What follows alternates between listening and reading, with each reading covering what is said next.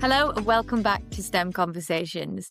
Today it's a little bit different because we are hosting a short conversation with, and we're joined by Dame Chi Onwurah.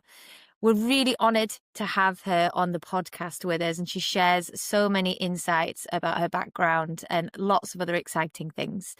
Ash, tell me something that you really enjoyed about our conversation today. I think first of all, I was very humbled that she was able to make time to be on STEM Conversations. Agreed. That's something I particularly enjoyed, just her presence and hearing about her journey from sort of studying engineering, working in engineering for 2 decades, to being a member of parliament. I think with her deep STEM credentials, she was just crucial to get on the podcast, wasn't she? I also think that it's been really great to have someone as passionate, if not more passionate than us, on the podcast, just talking about breaking stereotypes and their own lived experiences of continuing to break those stereotypes. What did you take? What was your favourite moment from the episode? I think for me, it was finding out about the debate that she held within Parliament about gendered toys. So she was really Yeah. passionate about giving all children equal opportunities. And she used a fascinating phrase, you know, that this discrepancy starts from the womb. So she really unpicks why she thought it was so important to bring it to Parliament and the impact of that as well. I loved listening, so I'm really excited for people to hear that. Yeah, I liked that she said perhaps we should be giving children more choice. And it's not that they're choosing to fall into stereotypical play and games and toys, but actually we're encouraging them to without even probably realising. I think so. And I think it happens without you even thinking a lot of the time, doesn't it? I also really liked the phrase that she said she sort of penned herself, Marie Curie syndrome. The idea that you can just name one woman working within the STEM industries, and that should be, it should not be the case, should it? We should be able to reel off as many female people working in STEM as male. But yeah, a great phrase. I liked it. And hopefully we will one day be able to be reeling off lots of women in STEM, thanks to episodes like this. Okay, so I think we have chatted enough about the episode. So let's listen to our short conversation with Dame Chi Onwurah. Hello and welcome back to STEM Conversations. Today we are incredibly honoured to be joined by Dame Chi Onwurah, Member of Parliament for Newcastle Central and West and Chair of the Science, Innovation and Technology Committee. Chi, welcome. Thank you. It's great to be here. So Chi, please could you start telling us more about your career journey and what drew you from engineering into Parliament? Wow, yeah, that's was quite a journey. I mean, I spent we spent 2 decades working as an engineer, part of electrical engineering. Very impressed by Archimedes discovering that the volume of water is equal to the volume displaced by a body while sitting in a bath in Greece. As it were. And those sort of stories really inspired me. I was always interested in politics. I joined the Labour Party when I was 16. Wow.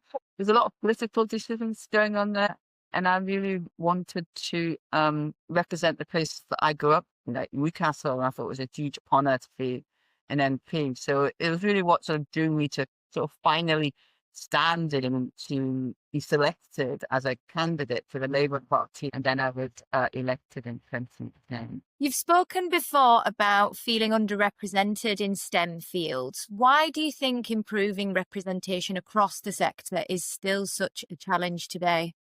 Oh, wow, that's a big question. What really struck me, well, I remember checking the figures when I was elected in 2010. As an engineer studying at Imperial in 1984, 12%, I think, on my course were women. And when I came to Parliament in 2010, I think that figure had risen to a whole 14%. There's so many factors involved. I sort of started off thinking that what was important was what subjects young women chose after university.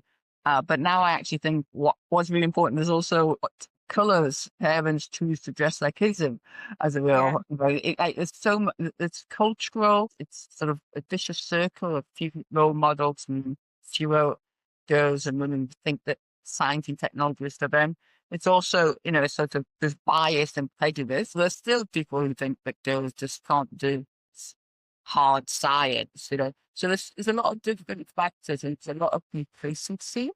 But I do think that, the Labour government, which was elected just over 18 months ago, does really get the need to change, and increasingly industry, even academia, are seeing how important it is that we do get change and we do have more diverse backgrounds in technology and engineering. Take it back to you once led a parliamentary debate on gendered toys and stereotypes. How early do these barriers start, and what do you think schools and parents can do to challenge them really effectively? That's a fantastic question. I mean, actually, I think the barriers start in the womb, literally. Saying of when parents these days are preparing their gender reveal parties, and a girl is going to be pink and sort of all fluffy, and a boy it's going to be blue and strong presence or guts or whatever. And I got a lot of black from certain media and trolls online for doing that debate on gendered toys. It's like, shouldn't as a member of parliament, shouldn't you be thinking about more serious stuff than just toys? But toys are really important, and one of the one of the things I really think strongly is like we're all as kids, it just as Picasso said, all children are artists. I think all children are engineers. They really want to know how things work and how they build. They want to take stuff apart and then try to put them back together, like I did as a kid. Yeah. So that there's a natural sort of desire to build and to construct. But then when we get to the toys, girls are given dolls' houses and miniature Hoovers, and boys are given cars and guns. And that kind of acceptance of gender roles at such a young age, like 2, 3, 4, 5, obviously sort of encourages girls and boys to go down separate routes, and it's bad for the boys as well. And one of the things that I'm really concerned about is the lack of men in primary school teachers. Yeah. It's a divide there. So it sort of is really worrying as well. Let's not make assumptions about what kind of toys girls or boys are interested in. And for an example, when I was a kid, my local big department store called Phoenix. During the summer, they would have this huge table, like it was like the size of 2 ping pong tables or 3, and it would just be full of Lego, and parents would just like leave their kids. My mum would just leave me there playing with Lego, like when she did the shopping. Couldn't do that these days, of course. But the Lego was all like green and blue, and it wasn't colours or for girls or boys, and we all just played together. And so the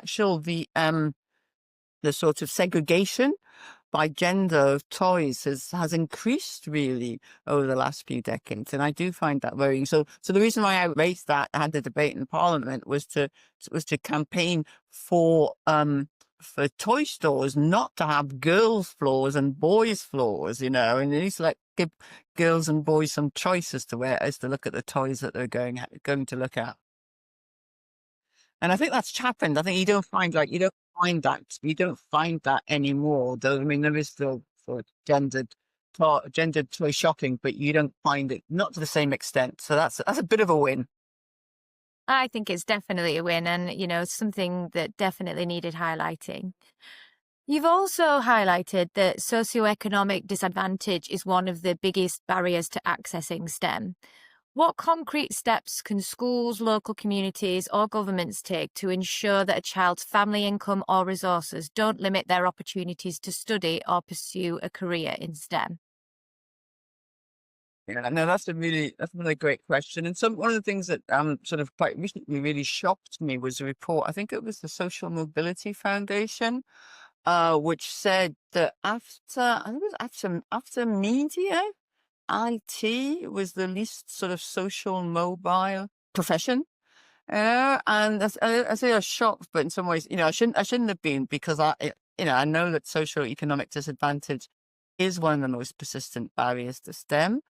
And tackling it does require action at every level: schools, communities, and government. And as somebody said, talent is everywhere, but opportunity is not. And we can't afford to waste potential because of postcode or parental income. And I remember, when I was a kid and I was applying for what was then, I think I was 17 or something, I was applying for a BBC scholarship, to sponsor me, and when I was studying engineering. And one of the things it said on the application form was that they would give preference to applications from potential students who had built their own radios, ham radios. And at the time, I remember feeling really sort of depressed, and wondering why I hadn't built my own radio.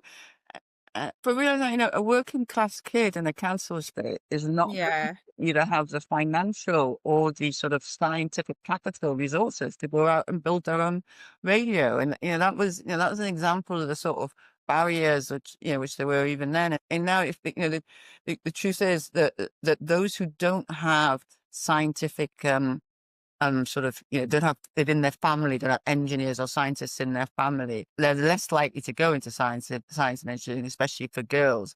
And they need, if you like, more inspiring teachers to catch their attention.